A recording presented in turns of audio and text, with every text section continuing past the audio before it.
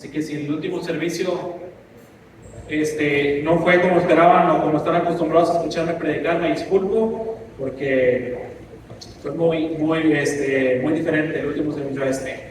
Esta mañana traigo un sermón que he titulado Resucítame, Señor, enfocado a cómo afrontar las catástrofes en tu vida o cómo afrontar lo que viene a tu vida y no puedes controlar.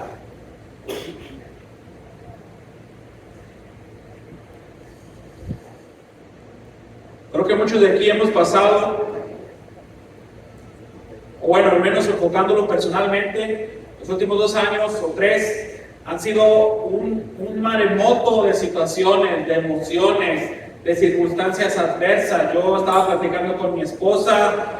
En los últimos 2 años competía yo por ser el hombre más gordo de la iglesia, por ser el hombre más quebrado, por ser el hombre con más dinero, por ser el hombre con más problemas legales, por ser el hombre más libre. Competí por todo.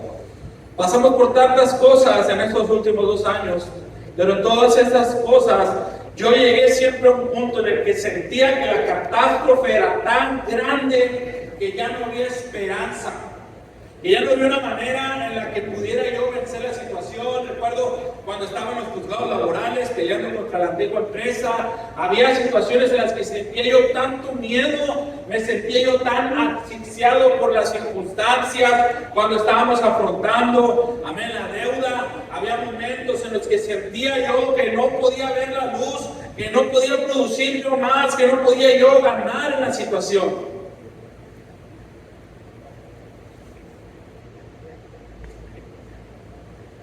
Cada vez que pasaba por esa situación catastrófica, siempre llegaba a un punto de quiebre donde veía la mano del Señor ayudándome.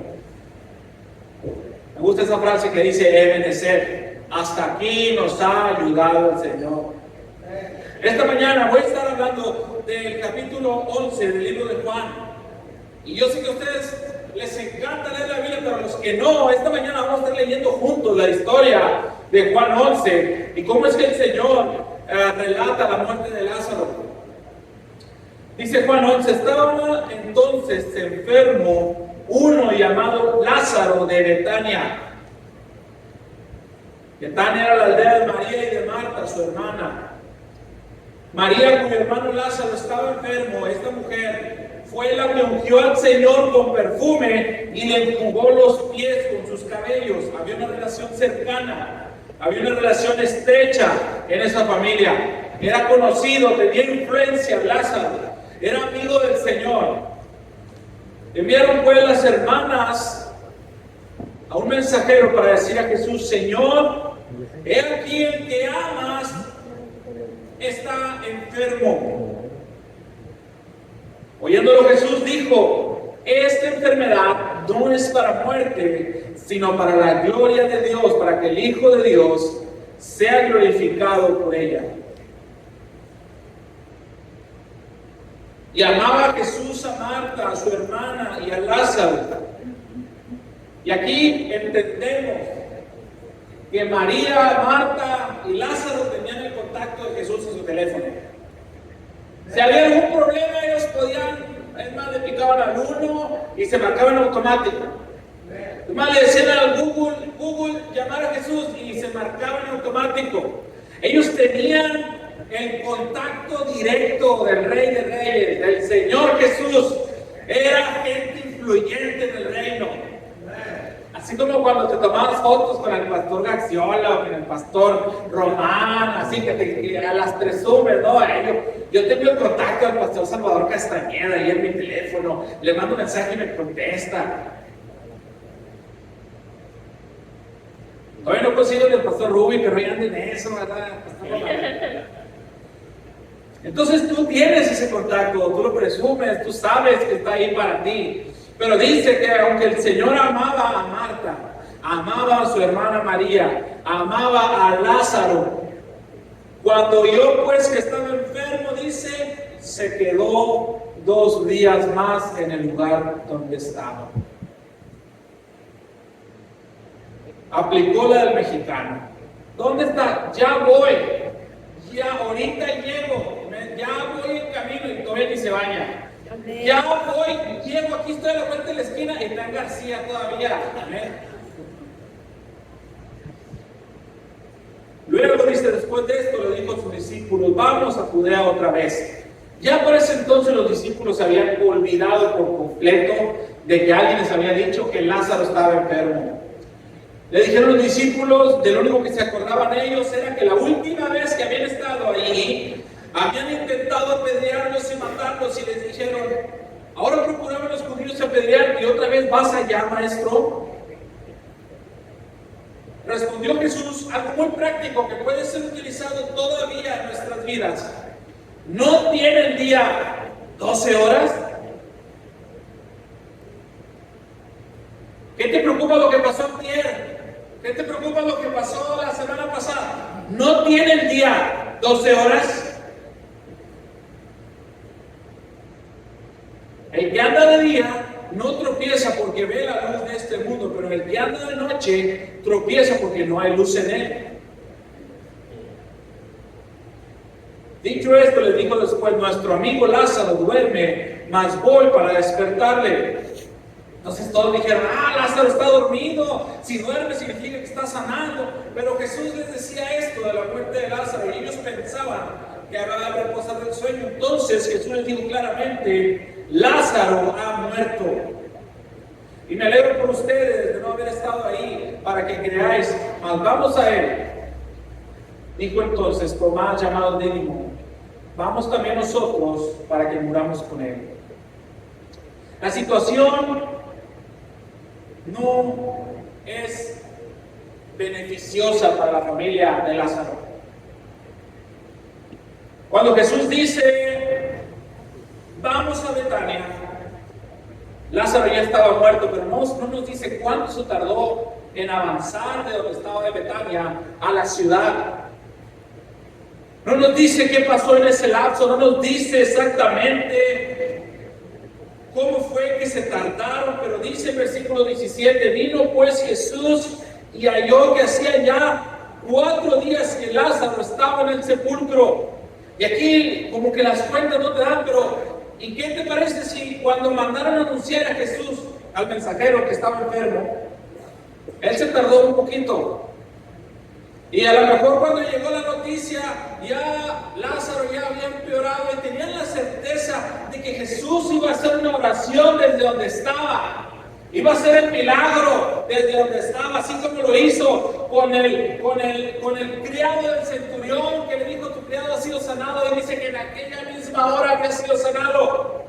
Tal vez ellos esperaban que Jesús desde donde estaba se transfigurara y apareciera delante de ellos. No sé qué es lo que esperaban, pero el punto es que cuando Jesús llegó, Lázaro estaba en el sepulcro hacía 4 días. Ahora quiero que entiendas que en ese entonces había un protocolo de muerte, había un negocio en la muerte. Porque ahorita vamos a leer ciertas cosas. Quiero que entiendas que cuando una persona judía moría, era una semana de luto. Durante una semana había gente que iba a tu casa y que se le pagaba por estar llorando al muerto. Si la mamá, si la esposa, si la hija se cansaba de llorar, había gente que estaba llorando por ellas. Durante una semana todos mostraban luto, durante una semana todos llevaban de comer a la familia. Yo creo que aquí hay personas que pudieran haber trabajado de eso, de estar de llorones toda la semana.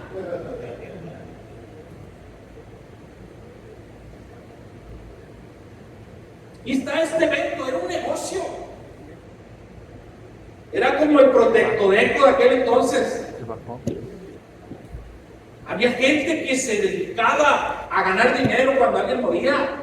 Había un protocolo, el que te vendía la cueva, el que te vendía la mirra, el aceite, la preparación, el que iba y lloraba, los que estaban ahí cantando o tocando música, los que estaban ahí cuidando que no pasara nada, las de seguridad. Había un protocolo y había un luto.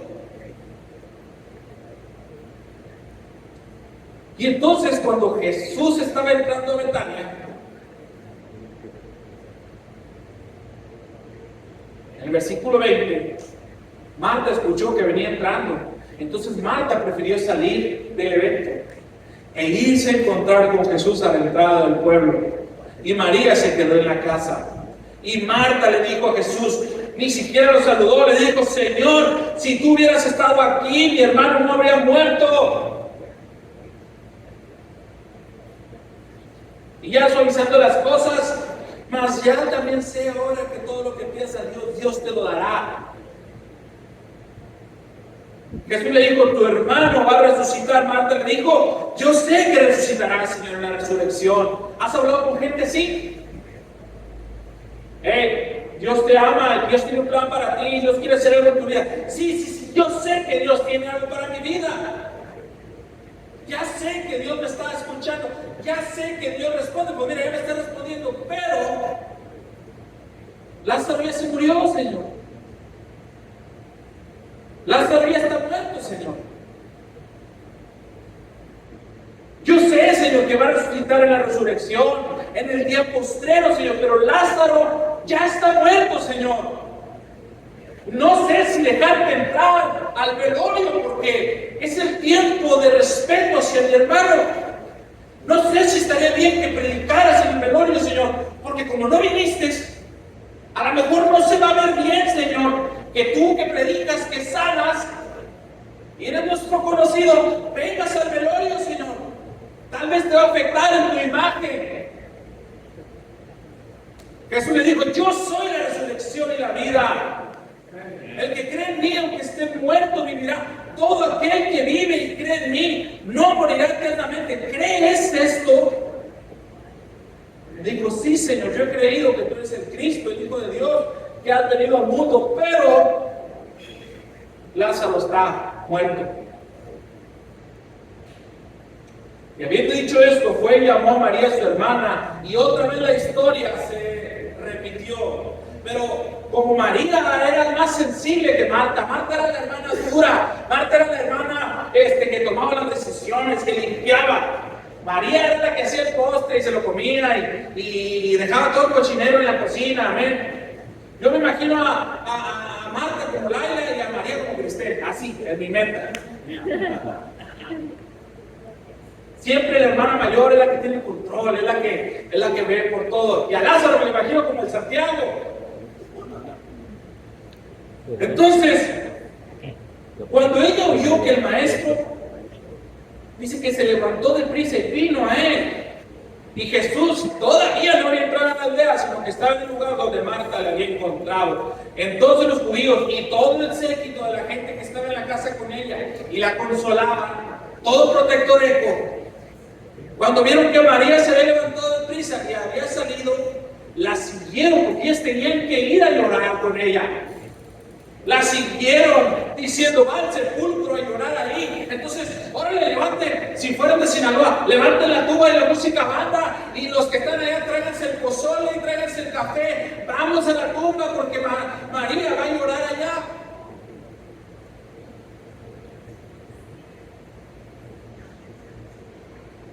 Ahora, lo que para algunos es raro, para otros es normal,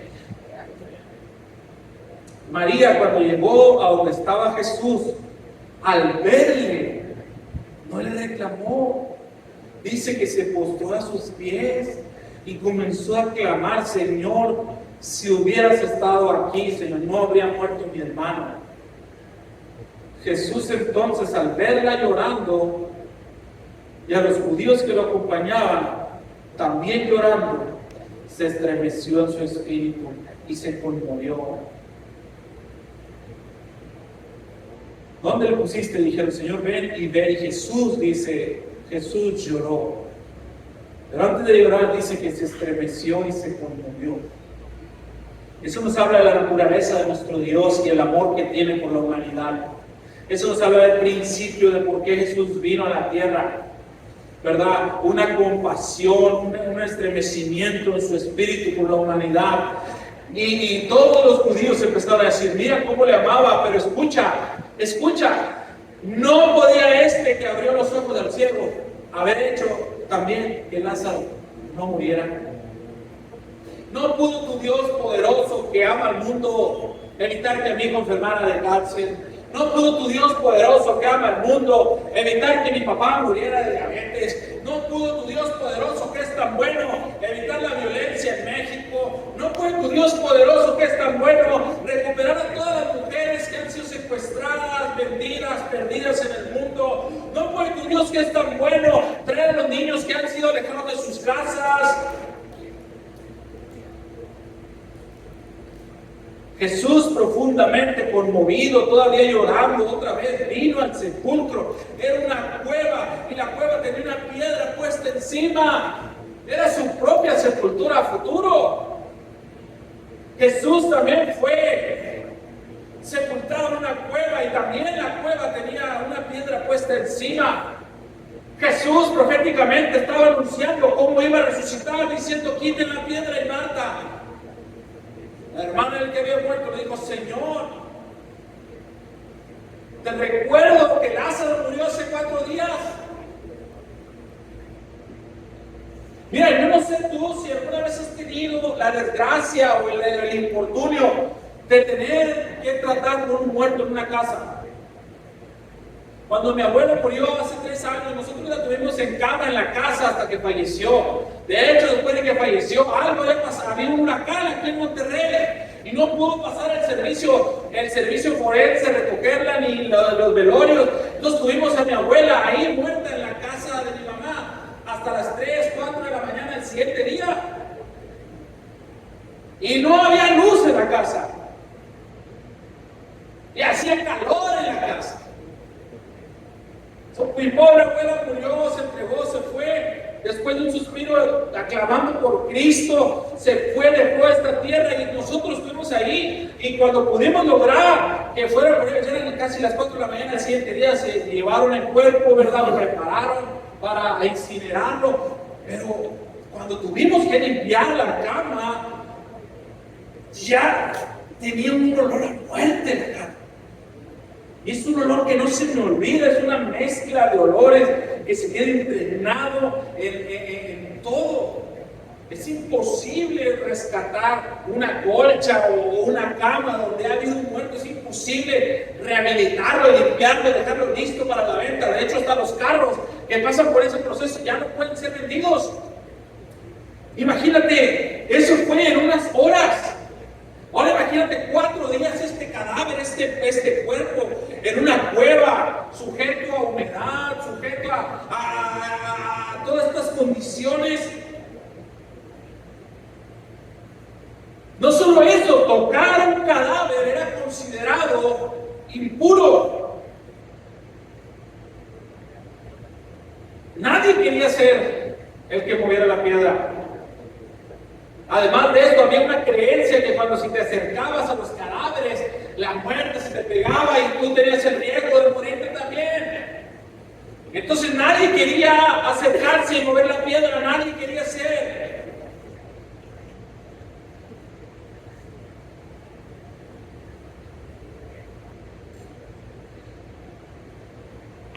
Jesús le dijo: no te he dicho que si crees verás la gloria de Dios.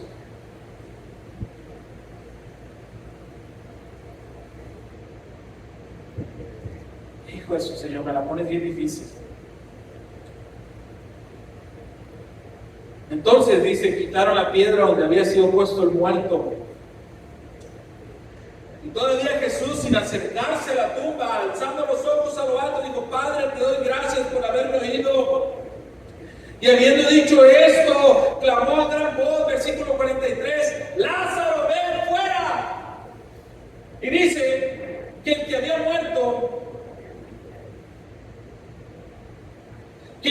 muerto salió atado de las manos, atado de los pies con vendas, el rostro envuelto. Yo me imagino que venía saltando porque no podía caminar.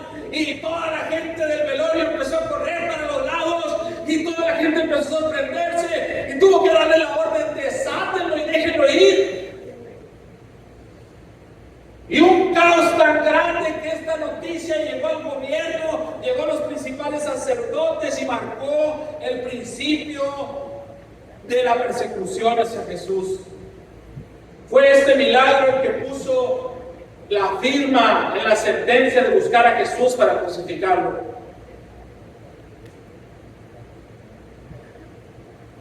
Y eso me lleva a mi primer punto. Sí, todo fue introducción.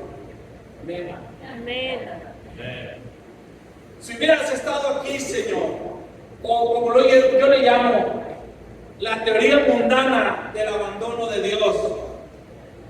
Marta le dijo a Jesús: Señor, si hubieses estado aquí, mi hermano no habría muerto. Eso fue en el versículo 21. En el versículo 32, María, cuando llegó donde estaba Jesús, al verle se postró a sus pies diciéndole: Señor, si hubiese estado aquí, no habría muerto mi hermano.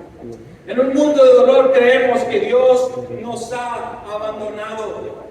En un mundo en el que nos afrontamos cada día a noticias que superen la ciencia ficción. Nosotros estamos aquí, yo recuerdo mi esposa y yo cuando estábamos filmando la primera vez en García, nos empezamos a ver que había un patrón. Lo primero que tuvimos en la iglesia fue niños. Tuvimos un montón de niños, todos los niños querían estar en la iglesia, pero empezamos a notar un patrón de violencia física contra los niños, de violencia sexual contra los niños. Empezamos a ver que había niños que habían sido abusados por sus familiares, y esos niños abusaban de otros niños menores, y esos niños menores abusaban de otros niños más pequeños. Y era una cadena de abuso sexual entre infantes. Nos afrontamos a secuestros de infantes en García. Nos afrontamos a gente que veía como normal que una mujer embarazada estuviera siendo golpeada. Muchas cosas superaban nuestra imaginación. Y cuando predicábamos con personas, las personas nos decían: pero es que si tu Dios es tan bueno, ¿por qué permite que pasemos por lo que estamos pasando? Un día estaba yo paliando cal ahí en Alcalí, y un hombre que estaba marcado con Dios. Este hombre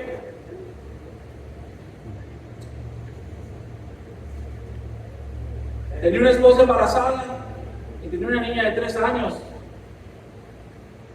Y tal vez pudo veces yo escuché la noticia cuando era misionero, que se bajó del autobús en Santa Catarina y el autobús estaba en doble fila, y otro autobús desesperado rebasó por la tercera fila y atropelló a la señora embarazada de 8 meses y atropelló a la niña, y murieron instantáneamente.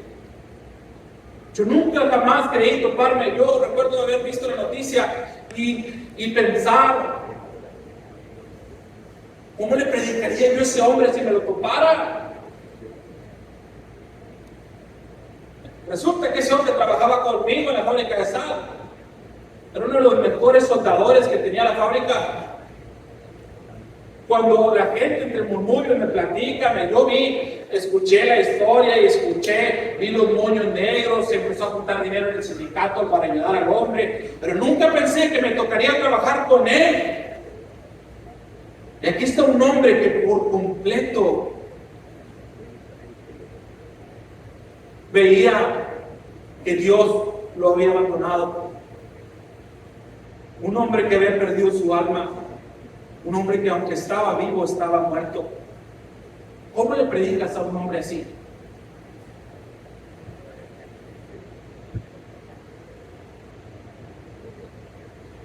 Una noche mi esposa y yo, cuando teníamos el negocio de las pizzas, teníamos la costumbre, a veces los sábados, cuando nos quedaba mucho producto, nos íbamos al hospital, al IMSS que está ahí en Lincoln y Gonzalitos, y entramos al área de urgencias y tratábamos de bendecir a personas, de darles un poco de alimento, porque a veces en el hospital estás horas y no consumes nada, ¿no? Entonces estábamos allí y la trabajadora social nos dice: no, vayan con esa familia. Tienen aquí, su niña está en urgencias, tienen aquí desde ayer en la tarde, ok. Y cuando estamos llegando, un doctor se acaba de dar la vuelta y se acaba de retirar. Y la noticia era que la niña acababa de morir, y nosotros estamos con las pizzas en la mano acercándonos a decirles que Jesús les ama. Y voltea un muchacho como ladrándonos: ¿qué quieren aquí ustedes? No, nomás queríamos decirles que no, Dios no existe para nosotros. Si Dios existe, ¿por qué dejó que mi hermana se muriera?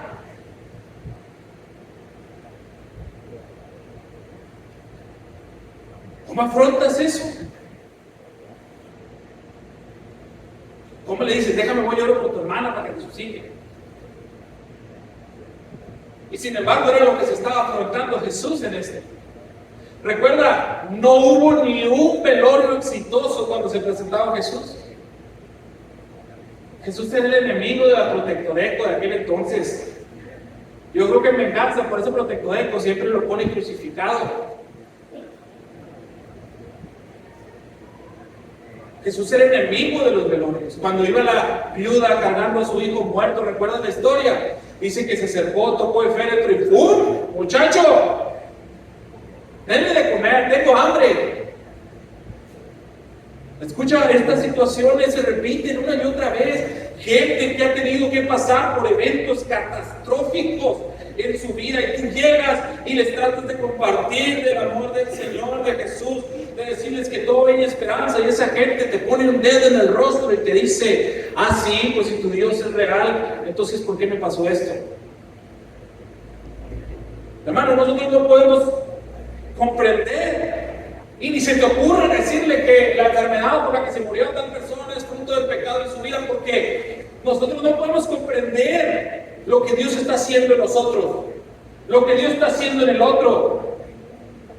Lo único que podemos comprender es que Dios siempre llega a tiempo. Dios no te ha abandonado, a Él le importas.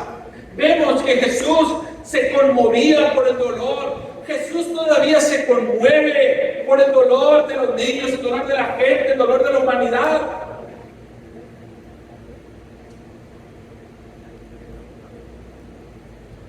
Hay una historia que dice que Albert Einstein estaba, esa historia es falsa, pero dice que Albert Einstein estaba en la escuela y que un profesor le dice, hey, ¿existe Dios?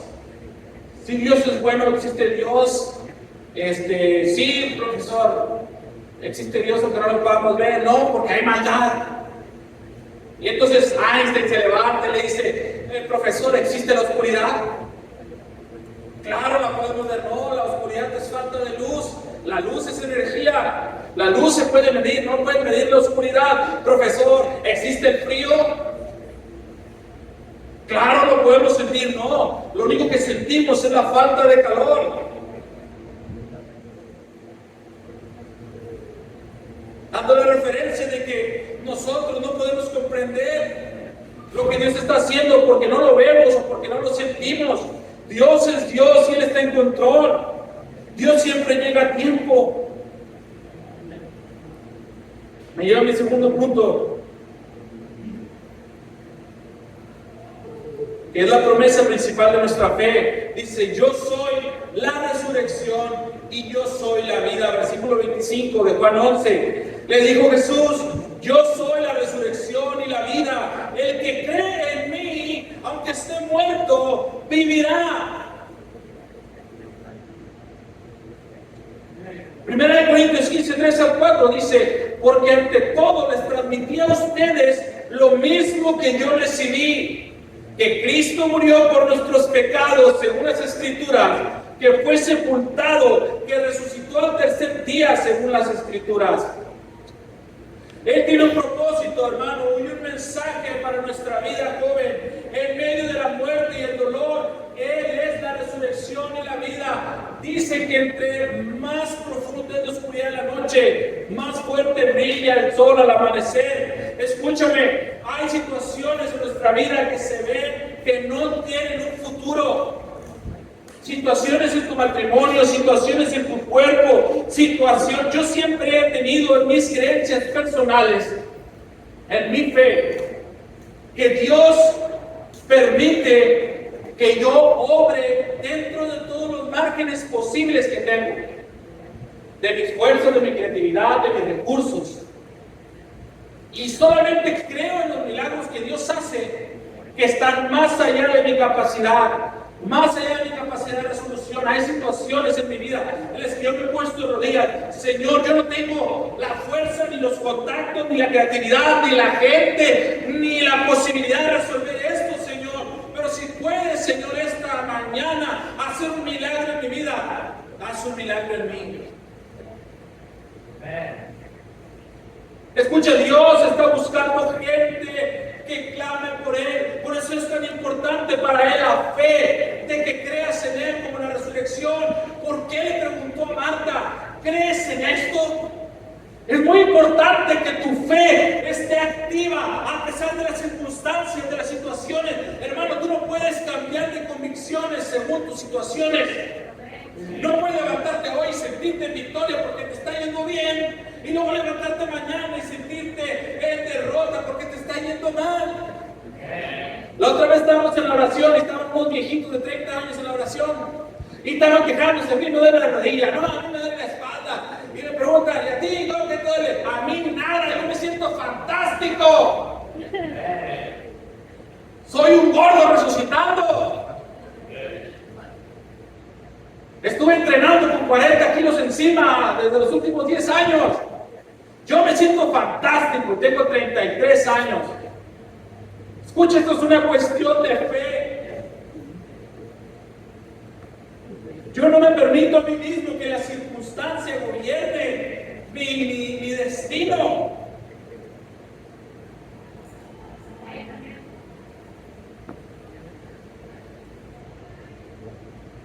Hay un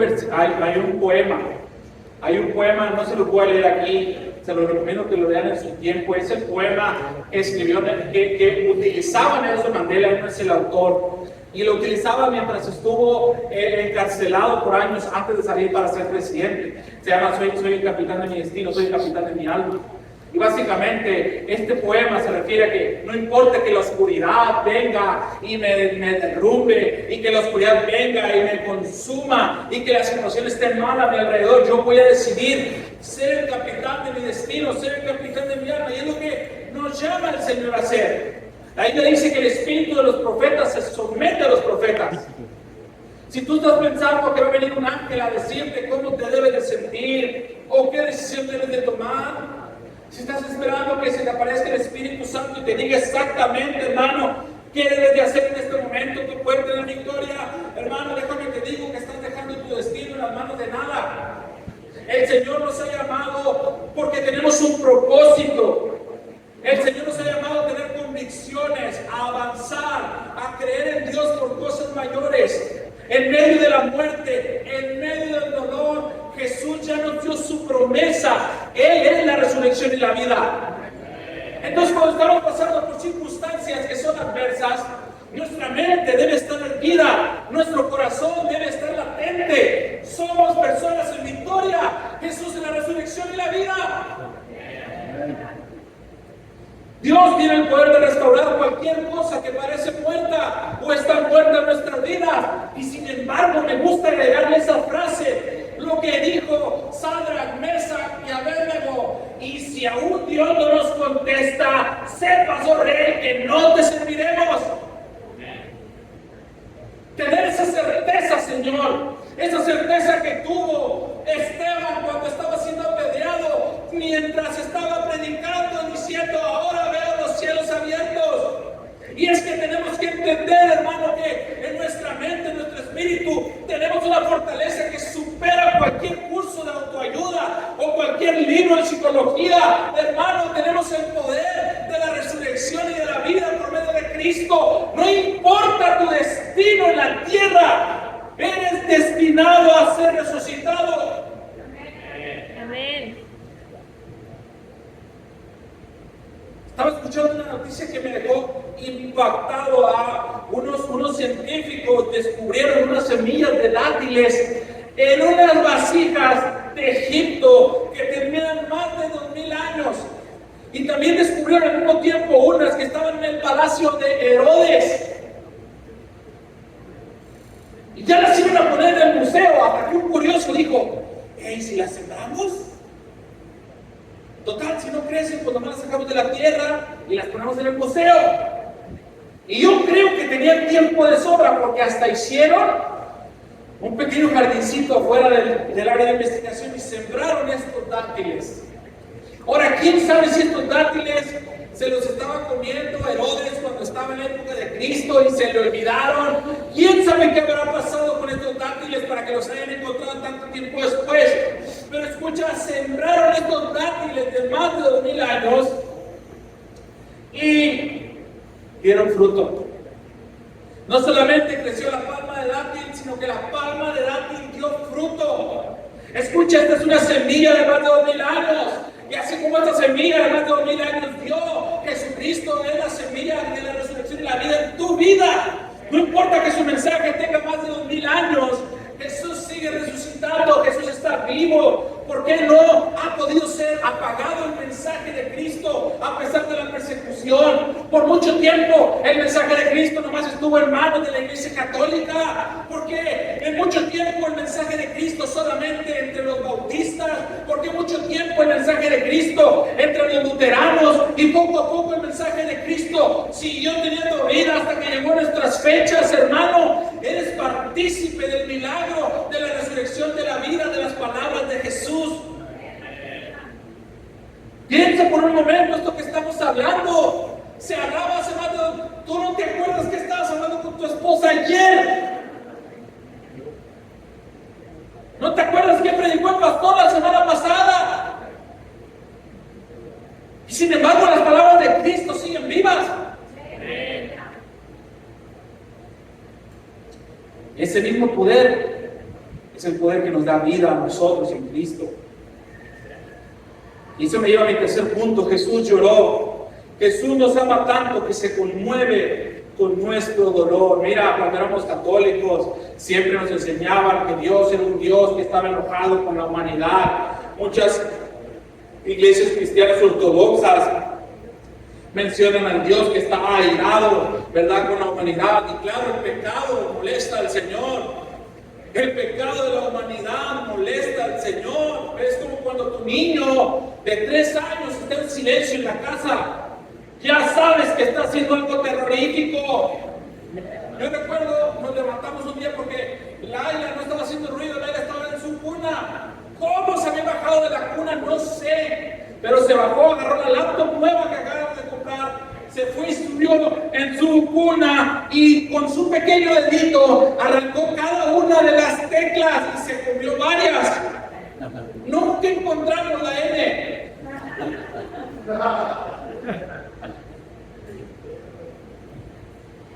A lo mejor mi hija cuando tenga hijos, ¿verdad?, va a salir el bebé con una N en la mano. Nunca encontramos la N, es un misterio la N, ¿dónde quedó? Son por años, este laptop, cuando la armé, no tenía la N.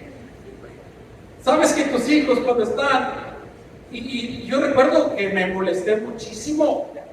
Miren lo que batallé robándome el dinero, niña, para poder comprar esta laptop. ¿Cuántas pizzas tuve que robar en Domino para poder comprar esta laptop? Es un chiste. O sea, sí robaba, pero no robé para esa laptop. Bueno, no recuerdo. Pero sí recuerdo que estaba muy enojado con la niña. Y tú y yo, ¡uy!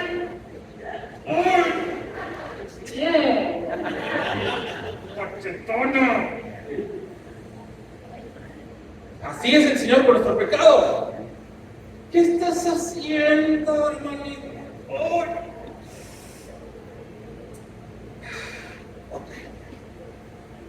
Y sabes,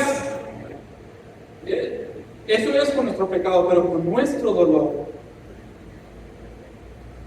Jesús se conmueve de tu situación. Jesús se conmueve de tu vida. Él no quiere que te pierdas. Por eso te manda gente que está orando por ti, por eso te manda gente que te predica, por eso te manda gente que es bien terca. Arrepiéntete, Cristo te ama. Oye, ese mal camino. Oye, te estás dañando con lo que estás diciendo. Ven otra vez a la iglesia. No, es que sus hermanos son bien gorrosos. No me están llame porque no vengo. Pues sí, hermano, porque todos vemos que estás muerto, pero tú no. Todos te vemos que estás en la tumba, ya quieres. Y lo único que estamos tratando es de traerte de muerte a vida en Cristo. Y tú no, ¿cómo vas a responder? ¿Estás bien muerto? Y sin embargo, tu familia está sufriendo, hombre, varón, cuando estás en muerte espiritual. Tu familia está sufriendo. Tu esposa no te lo dice, ella absorbe el dolor, ella absorbe la presión, se queda en silencio. Pero en su mente, ella en su mente ella está sufriendo.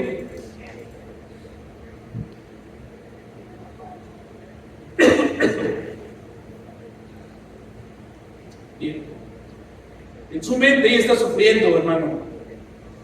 Ella está pasando por cosas. Porque tú no has decidido levantarte, venir de muerte a vida. Gracias. Deberemos de hablarnos en lenguaje de señas aquí en la iglesia. Todas las veces que me he ahogado, esta es la primera vez que me trae agua. Gracias.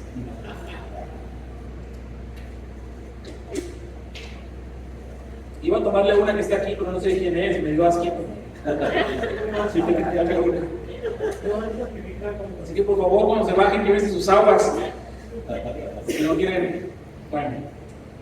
¿Sabes? Jesús se conmueve de tu situación. Se conmueve de tu vida. ¿Tú crees que Él quiere que ese niño esté sufriendo en su casa por abuso? ¿Tú crees que Él quiere que esa mujer esté siendo golpeada, que esté siendo dañada? ¿De verdad tú crees que Dios se complace en la maldad? ¿Tú crees que Dios está sentado, como decía, te decía, la Iglesia Católica nos pinta un Dios enojado y pues ve y rézale a la Virgen María para que María vaya como una madre misericordiosa y le acaricie el hombro al Señor y le diga, mira, yo sé que estás enojado, hijito, yo sé que estás enojado, pero es que escúchame, mira, vino conmigo Mario y dice que está pasando por esto, ¿cómo ves si le hacemos el favor? Y Jesús enojado le dice, pues bueno, está bien, nomás porque tú me lo pides, jefa. Nomás por ti. Dale gas, ayúdalo. ¿Y no? El Señor no está así. Es una mentira. El Señor se conmueve por nuestra situación. Y estoy tratando de ser lo más simple en mis ejemplos. ¿Sí? No quiero que se malinterprete lo que estoy diciendo. Entonces, si escuchas algo que no es tan santo para ti, es nomás estoy tratando de guiar a un converso en el camino de Cristo. ¿Sí? Ten un poquito de paciencia. Ahora quiero que entiendas, hermano, hermana, joven que nos visita, cuando tú has llorado en tu tiempo personal, cuando tú estás pasando por situaciones, cuando tú lloras, el Señor está llorando contigo.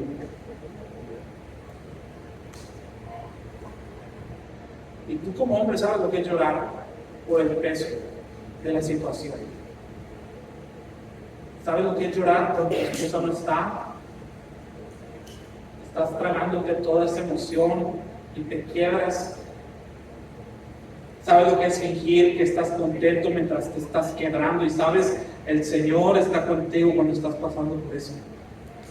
Tú como mujer que a todos les sonríes, que estás contenta, ¿cómo está? Muy bien, y Él sabe específicamente tu situación.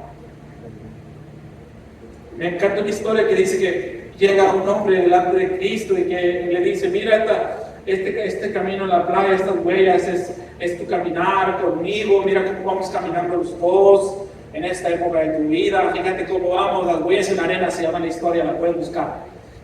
No es bíblica, es poética.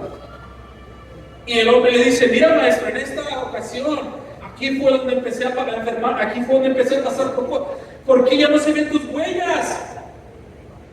¿Por qué ya no se ven tus huellas aquí, sino cuando más me estaba yendo mal? Y luego mira, Señor, aquí me empezó a ir bien y otra vez estaban las dos huellas. Y mira, otra vez aquí me empezó a ir mal. ¿Por qué están nomás mis huellas, Señor? ¿Por qué me abandonaste cuando me estaba yendo tan mal? Y dice, no has comprendido, mijo. Yo te estaba cargando cuando se ven unas solas huellas. Yo estaba ahí contigo, yo te estaba cargando porque tú ya no podías. Escucha, hermano, Jesucristo te ama y se preocupa por ti. Es más, Dios ve el destino de la humanidad. Piensa por un momento, guerra por todos los continentes. Allá estaba Roma queriendo ser el imperio muy número uno, conquistando todo, ¿verdad? Acá en México los aztecas y los mayas comiéndose los corazones de los enemigos. Allá los bolivianos masticando coca allá abajo en el sur. Los pieles rojas en el norte cortándole las cabelleras a sus enemigos. Escucha, Dios estaba viendo el dolor, la humanidad, el destino, y estaba pensando con esa religiosidad, sacrificando corazones por aquí, matando gente por acá, con esas ansias de poder de la gente. Yo no creo que nadie se salve. Necesito un sacrificio que cubra los pecados de la humanidad. Necesito una muestra de amor que gobierne por la eternidad. Y eso me lleva a mi tercer punto. Jesucristo te ama. Es por eso que Él se entregó. ¿Tú crees que no pudo haber chisqueado los dedos y haber matado a todos los que estaban yendo por Él?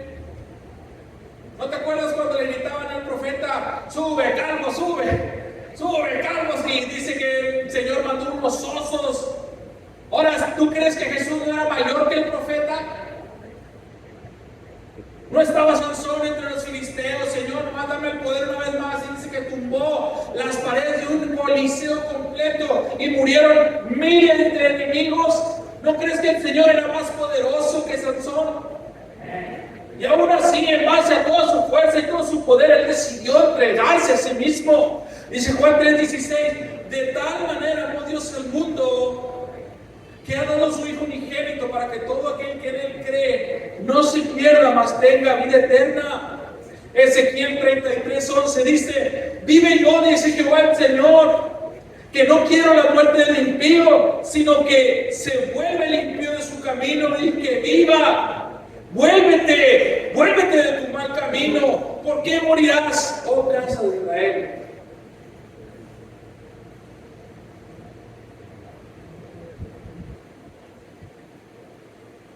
Voy a entrar a mi último punto, ¿no?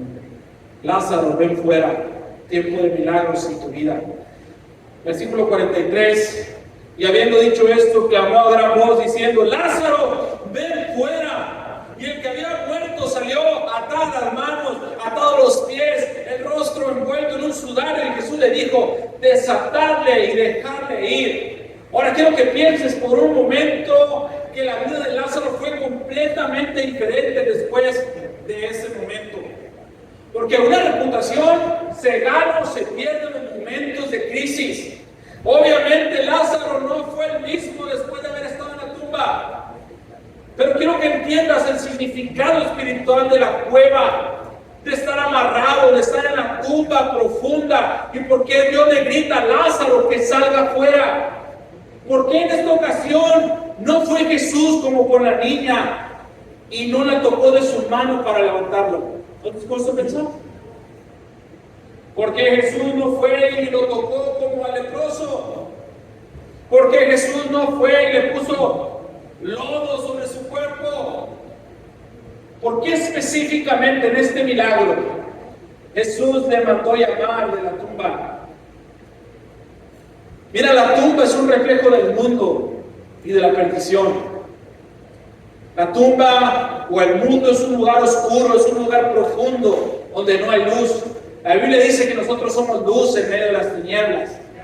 La Biblia dice también que Satanás es el príncipe de este mundo, es el príncipe de las tinieblas. Cuando ves Génesis en el principio dice que la tierra estaba oscura y vacía. La tumba es un reflejo del mundo. La tumba específicamente, espiritualmente, es un reflejo de muerte. Es una profecía del destino que todos esperamos. Las películas de miedo, de vampiros, las del santo, ¿dónde las hacían? En las tumbas, las catacumbas. Cuando quieren hacer situaciones de tensión, como te ibas con tus amigos a querer experimentar algo fuerte en la noche, te ibas a las tumbas de aquí de Valle Verde. Ver a la niña que se aparece, pobre niña, tiene mucho trabajo, anda en todos los panteones. Escucha, la tumba es un reflejo de las profundidades del mundo, de la oscuridad del mundo, de la muerte. Lázaro estaba ahí. Nosotros, cuando estamos en el mundo, estamos ahí. Dice la Biblia que la paga del pecado es la muerte. Dice la Biblia que nosotros fuimos llamados de muerte a vida. Nosotros estamos en la muerte cuando estamos sin Cristo. Las manos y los pies es una representación de alguien que es inútil para hacer algo. Cuando secuestran a alguien, lo agarran de sus manos y de sus pies, esa persona no solamente es inútil para hacer algo, sino que queda expuesta al daño de los demás. Cualquiera puede llegar y patearlo, cualquiera puede llegar y golpearlo, puede llegar y abusar de ellos. Es una persona que está vulnerable. Su Lázaro amarrado a sus pies y Lázaro amarrado a sus manos refleja lo vulnerable que somos nosotros ante el mundo y ante las cosas que estamos pasando. Refleja también las cadenas del pecado y del dolor que nos mantienen atados de pies y de manos. El rostro cubierto, escúchame, es una representación de falta de identidad. En el mundo no tienes tú una identidad. Eres un cero más, eres un número más. En el banco eres un número más, en la escuela eres un número más, en todos lados eres un número más. Y ahorita que estamos en la época en la que todos son famosos, nadie lo es. Porque hay tanta gente que es famosa que nadie es famosa. Una falta de identidad. Y la piedra, escúchame, la piedra es la condenación del pecado que nos mantiene obstruidos de muerte a vida en el mundo. Por eso lo primero que hizo Jesús fue remover la piedra, el peso del pecado, mandar traer a Lázaro fuera. Escucha, tienes que salir del mundo, Lázaro, tienes que salir. Cuando Él empieza a salir del mundo, podemos ver que sigue atado, pero alguien pide que sea desatado. Escúchame, es un principio de liberación. Para poder ser liberado, primero tienes que ser libre del pecado. En segundo término, tienes que ser libre del mundo. Y en tercer término, tienes que ser libre de las ataduras. No puedes ser liberado si no has sido libre del pecado. Y no puedes ser liberado si no has salido de la oscuridad del mundo. Te digo esto porque vamos a estar hablando al final por cosas. Y quiero que entiendas que cosas no van a suceder en tu vida si no has removido la piedra del pecado en tu vida. Cosas no van a salir y no van a ser sanadas si tú, aunque ya removiste el pecado de tu vida, no has decidido salir de la llave, de la cueva, del mundo donde estás.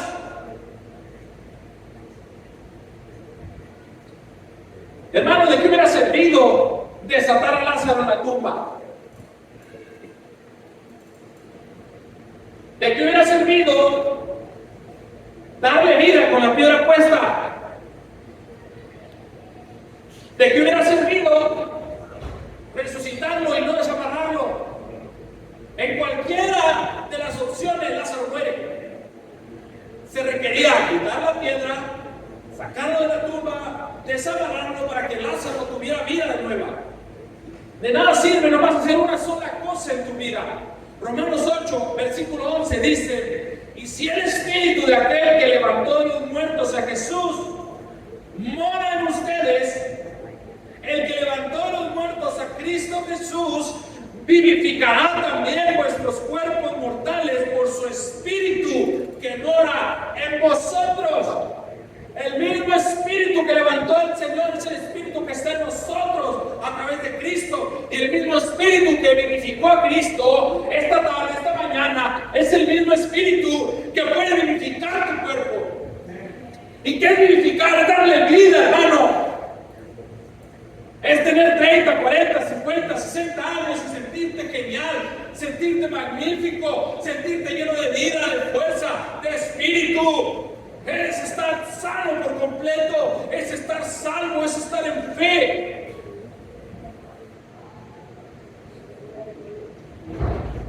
Efesios 2 dice: y Él nos dio vida a vosotros cuando estabais muertos en vuestros delitos y pecados, en los cuales anduvisteis en otro tiempo, siguiendo la corriente de este mundo.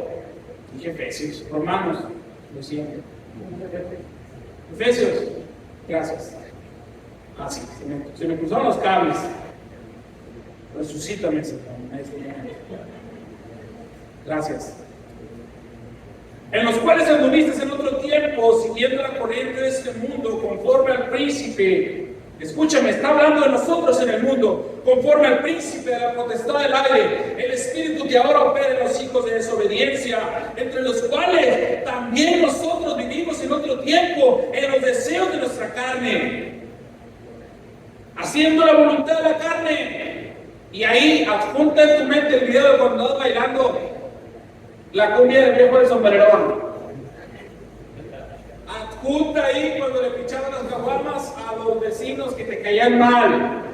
Adjunta ahí cuando andabas haciendo el que no tranza no avanza. Lo que tú quieras. Adjunta ahí cuando ponían música de banda y te creías narco. Adjunta ahí, hermano, cuando te desabrocharon la camisa hasta el tercer botón y te creías guapo. ¡Qué oso! Haciendo la voluntad de la carne y de los pensamientos, y éramos por naturaleza hijos de ira, lo mismo que los demás. Pero Dios, que es rico en misericordia, por su gran amor con que nos amó, Jesús amándonos, aún estando nosotros muertos en pecado, nos dio vida juntamente con Cristo. Este es el ministerio de por gracia sois salvos. Y juntamente con Él nos resucitó y asimismo nos hizo sentar en lugares celestiales con Cristo Jesús. Dice el versículo 8, porque por gracia sois salvos por medio de la fe, y esto no es de vosotros, pues es un don de Dios, no es por obras para que nadie se gloríe, porque somos hechura suya, creados en Cristo Jesús para buenas obras. Hermano, Dios quiere liberarte del espíritu de muerte y quiere resucitarte a una vida nueva. Y no importa esta mañana por la situación, hermano, en la que estás pasando, no importa si estás en Cristo o si estás fuera de los caminos de Cristo, la oportunidad se presenta esta mañana para todos y cada uno de ustedes. Y tal vez tú dirás, pastor, todo eso que dijiste es muy simple, yo no lo necesito. Tengo título en fariseología. Es que bueno, yo quisiera estar a tu altura, pero yo sí lo necesito. Yo sé que hay gente aquí que necesita que áreas de su vida sean levantadas de nuevo. Yo no estoy hablando esta mañana, no el que está sano. Si tú estás aquí, estás sano espiritualmente, qué bendición por ti. Estoy hablando esta mañana al que está enfermo, al que está muerto, al que está atorado, al que está quebrado, al que está en la lona, al que está tratando de voltear para darle la mano al otro luchador, no lo encuentra.